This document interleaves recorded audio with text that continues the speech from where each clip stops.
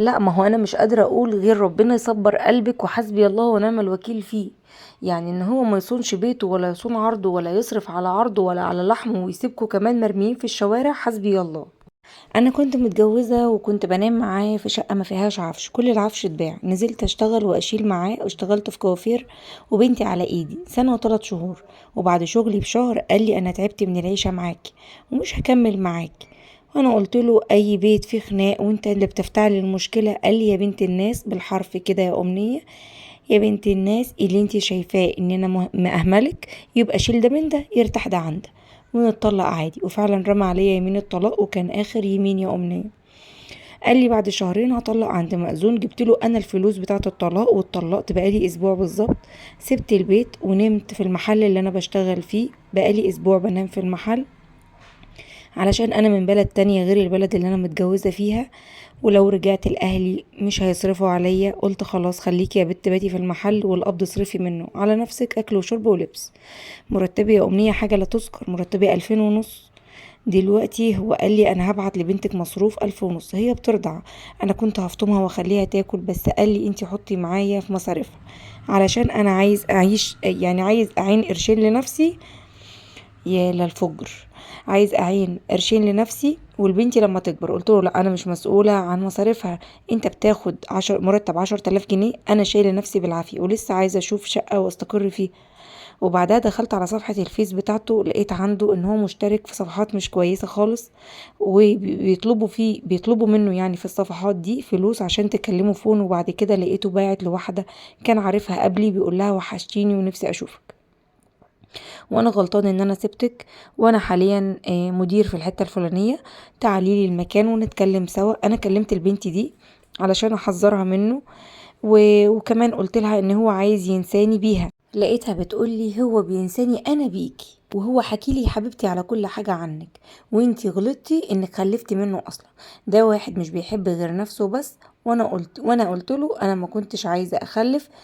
إيه يعني هي البنت صاحبة المشكلة بتقول انا قلت له انا ما كنتش عايزة اخلف، وهو فضل يلح عليا اني اجيب له عيل، وجبت له بنت. قالت لي كل شيء عامله في بنات الناس هيترد في بنته.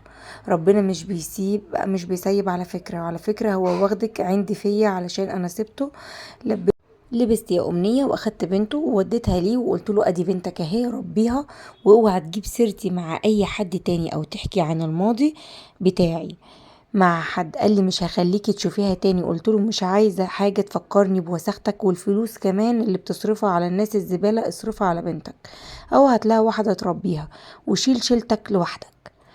وشوف انا كنت مستحملة قد ايه علشان خاطر واحد زبالة زيك بيجري ورا نزواته. وبعدها بساعة اتصل عشان اخد البنت، قلت له هتجيب لي شقة وهتبعت مصاريف للبنت 2000 جنيه في الشهر علشان انا مش هشتغل بيها تاني وهقعد اربي لك بنتك. قال لي ازود المصروف لكن مش هجيب لك سكن. قلت له لا، وانا مش هعيش عند اهلي 6 افراد في البيت. قال لي لا انا مش هجيب لك حاجه، وفضل يحاسبن عليا واني ست قاسيه وست مش كويسه وجحده.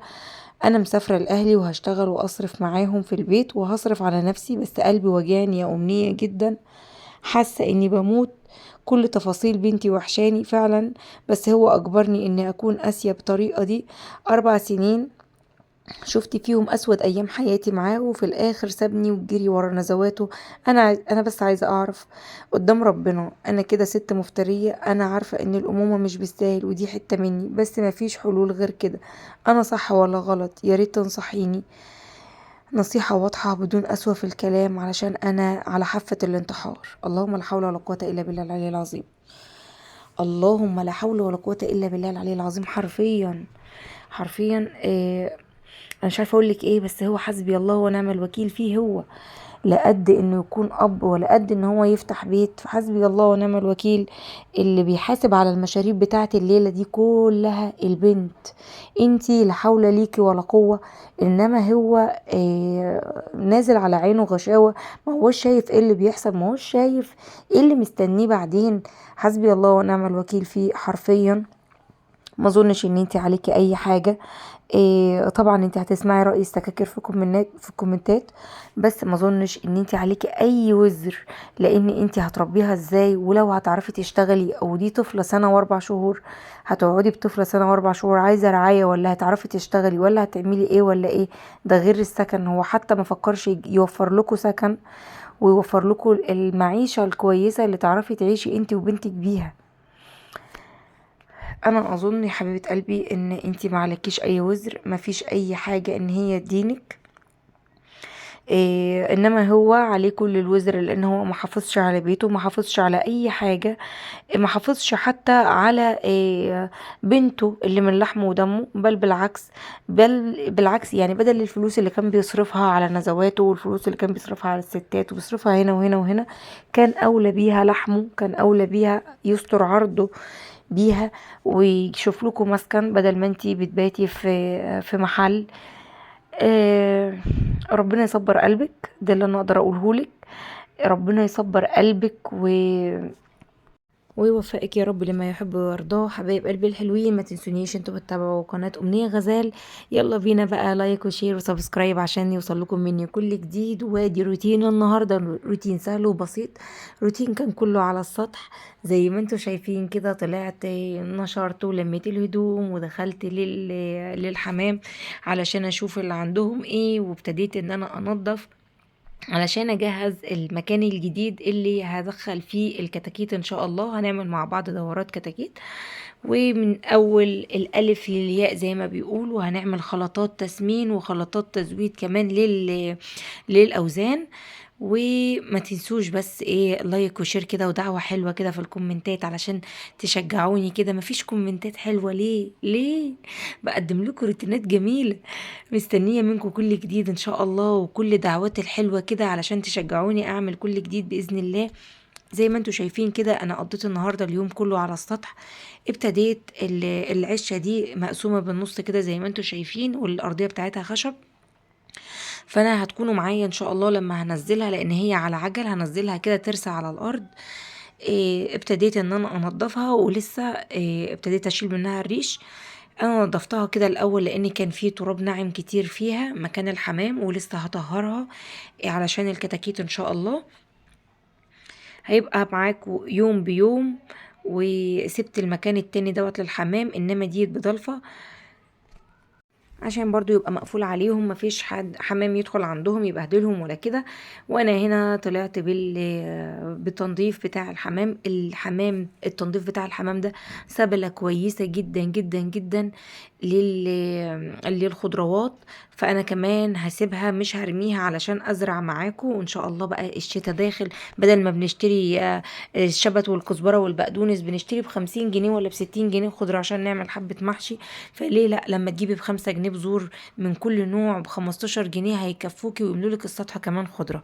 خلطات توفير، وكمان نربي في بيتنا ونزرع في بيتنا وتعملي شغلانة بيتك. يلا قومي شوفي اللي وراكي، تنشطي معايا.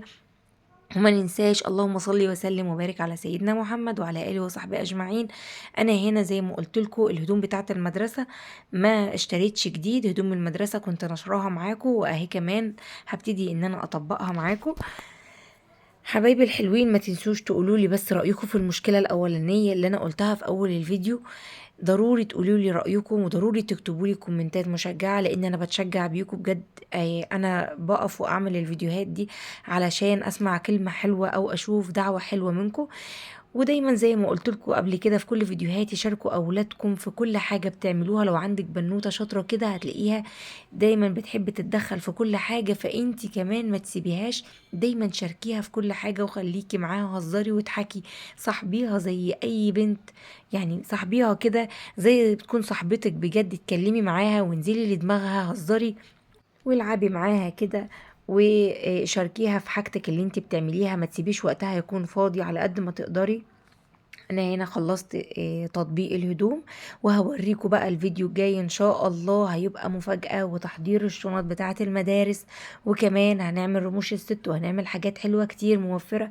يلا ما تنسينيش باللايك والشير والسبسكرايب. يا رب يكون فيديو خفيف على قلوبكم، والسلام عليكم ورحمة الله وبركاته.